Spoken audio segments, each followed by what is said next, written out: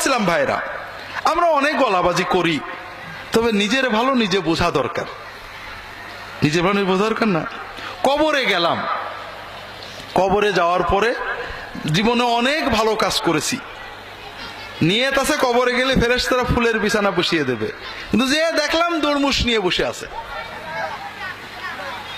আমি বললাম না, আমি তো অনেক কাম করছি। ফেরেশতারা বললো যা করেছো উল্টো হয়েছে, সব শিরক কুফর বেদাত হয়েছে, তোমার এখন দুর্মুষ। তোলে না, আমার হুজুর বলে দিছিল তুমি ডাকলে আমি শিওরে আসবো, এটা আমার হুজুরে ডেকে দাও, শিওরে আসবে। হুজুর আসলো না।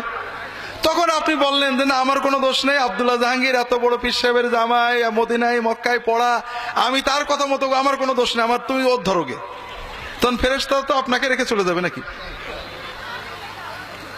তখন আপনি বললেন ঠিক আছে, আমার ভুলই হয়েছে, শুধু শুনে ঠিক হয়নি, শোনার সাথে আসলে আল্লাহর কথা নবীর কথা পড়া দরকার ছিল, কে ঠিক বলছে কে ভুল বলছে অন্তত বোঝা দরকার ছিল, এটা ভুল হয়েছে ভাই, এবারের মতো মাফ করে দেয়, এইবার দুনিয়ায় পাঠায় দেয়, এবার যদি কোনো আবার ভুল করি আবার সাইজ করো, দুনিয়ায় তো আবার দিয়ে দেবে ফেরেশতারা। তো ভাইরা, একটাই জীবন, আল্লাহর কোরআন নবীর হাদিস যেটা বলছে এটাতে কারোর কোনো সন্দেহ নেই, আছে নাকি? আর হুজুররা এক একজন এক একটা বলছেন, একজন বলছে ভুল, একজন বলছে ঠিক, সন্দেহ আছে। তো জীবন একটাই, রিস্ক নেব কেন? কথা বোঝেন না? কেউ বলছে যে এই ব্যাংকে টাকা খাটা নিশ্চিত পাবি, কম হোক বেশি হোক, আর বলছে ওই যে কাজলের ওখানে দে অনেক পাবি, কেউ বলছে দিস নিয়ে মার যাবে। আপনি যদি সত্য বুদ্ধিমান হন কোথায় দেবেন? ব্যাংকে দেবেন। তো ভাইরা, আল্লাহর কোরআন যেটা বলছে, রাসূলুল্লাহ হাদিস যেটা বলছে, এটার ব্যাপারে কোনো সন্দেহ আছে নাকি?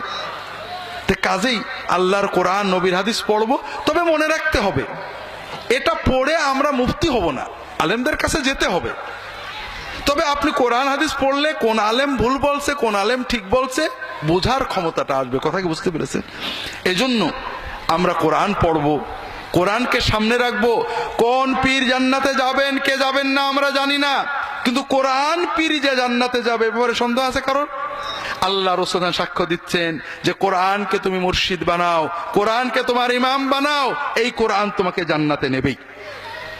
তো ভাইরা, কোরআন পড়তে হবে, সবাই অল্প হলো বেশি হলো কোরআন পড়বেন, কোরআন বোঝার চেষ্টা করবেন, হাদিস পড়বেন, হাদিস বোঝার চেষ্টা করবেন, পাশাপাশি আলেমদের সহবতে যাবেন, আলেমদের মহব্বত করবেন, আলেমদের সমালোচনা করবেন না।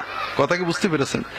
আমরা কোরআন পড়ি না, আগেই বলেছি, হাদিস পড়ি না, গতানুগতিকতায় চলি, যারা একটু পড়েন পড়েই সমালোচনা শুরু করেন। আমি নিজে ভুক্তভোগী, যেহেতু আমার বই লোকে পড়ে, যেখানে যাই অনেকেই দেখা করেন শিক্ষিত মানুষ, হুজুর আলেমরা কিচ্ছু বোঝে না। তা আলেমরা বোঝে না আপনারা কি করে বললে বুঝলেন? আমার বই পড়ে অমকের বই আমি সব বুঝলেন, আর আলেমরা সারা জীবন কোরআন পড়ে কিছু বুঝলেন না। আমার সাথে বিরোধিতা করে বলে আলেমরা কিছু বুঝলো না? না, আপনারা আলেমদের মহব্বত করবেন, সাথে যাবেন। আলেমরা যদি বোঝেন ভুল বলছে, আলেমদের আদবের সাথে বলবেন যে হুজুর আপনি যেটা বললেন এই হাদিসে মেলছে না, হুজুর আমাদের বুঝাই দেন ভালো করে। আলেমদের দেওয়ালে পিঠ বাঁধিয়ে দেন, তাদের পড়তে বলেন, তাদের পড়ে বুঝাতে বলেন, তাদের আন্দাজ কথা মানবেন না, কিন্তু আলেমদের সমালোচনা করে লাভ নেই। কারণ আলেম আপনার দিনের জন্য জীবন কাটিয়েছেন, ভুল করতে পারেন, আপনি তার ভুল ধরে দেন, পিছনে সমালোচনা করা, রাত দিন আলেমদের বিরুদ্ধে বলা, এটার ভিতরে কোনো খায়ের নেই। কথা বুঝতে পেরেছেন? আল্লাহ তাআলা সবাইকে তৌফিক দান করুন, আমিন।